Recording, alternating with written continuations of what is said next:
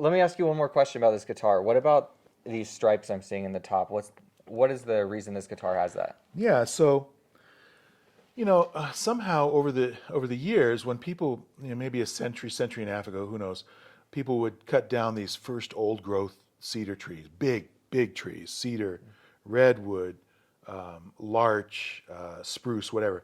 They'd float down the river to the mill, and as they gathered at the mill, waiting to be brought up and milled, some would sink. They'd literally sink into the mud and become a loss to us. Well, in the 60s, 70s, whenever, some resourceful people thought, what if I went down there with my dive equipment, put a chain around this log and brought it up? Could I salvage it? And nobody seemed to mind them doing it, so they did it. And it turns out the logs, with enough time, 5, 10, 15 years of tender treatment and cutting it at the right time, storing it the right way, giving it time to dry out, became incredibly useful lumber. And of course, the people that did this, they had the cost of salvaging the wood, but that's it. They didn't have to go into the forest or get permits or anything like that, and they were allowed to get it. So, and sinker cedars become more of a standard thing at this point. But when it first started, people weren't sure what they thought about it. And it turns out that these stripes here, this is the mineral content of wood that has been underwater or in mud, preserved for numbers of years, maybe a century. Wow. So why is this of interest to people right now? Well, that's a story in itself.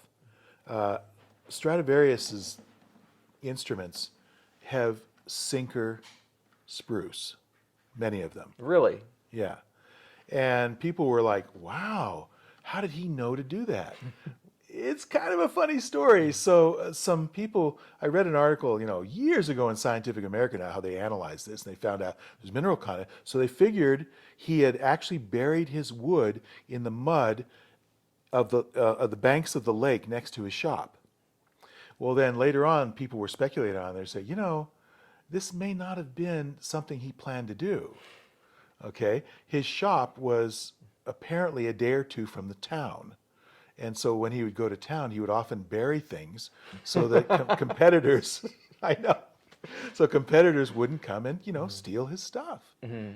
But the result is fascinating. The prevailing theory now is that adds something to the stiffness of the wood and consequently the ability of the wood to project sound. Wow, that's amazing that the wood could absorb these materials and generate just a new aspect to the sound that's coming out of this instrument. Yeah. But in addition to just having an aesthetic appeal that, it's just different and it's so unique too. I mean, this guitar is an individual. If you need to have an instrument that's traditional, that has Indian rosewood backs and sides, a spruce top, a black fingerboard, then some of these variations might be uncomfortable.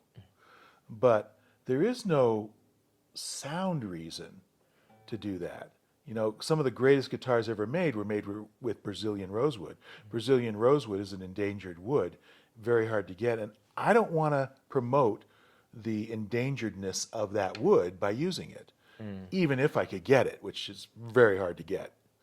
So I would rather use walnut or even birch. In the case of this one, this is sapele, which is it's not an endangered wood at all. How about this guitar? What unique features are spotlighted on this guy? I noticed, well, to be fair, just what jumps out at me at the very beginning is just a red fretboard. What's going on there? So I just, because the back and sides are sapele, which is a reddish wood, it's like a mahogany that's a little bit more red. And it is a lot harder than mahogany. So I think the reflective sound from this wood is pretty impressive. Babinga, which is the fingerboard, it looks a lot like that. So I thought, well, okay, I'll try it. It's a hard enough wood, so there's no reason not to use Babinga as a fingerboard. It compares well with rosewood or ebony or whatever. In terms of the neck, I've got a combination here of, again, maple, but Meranti and Paduk.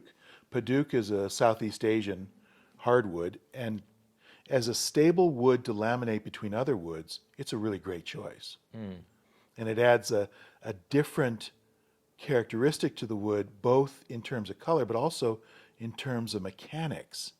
So the theory then is that this wood is not going to move because the things that would make the wood move are different for all three species. Oh, wow. And they're never going to line up together and move.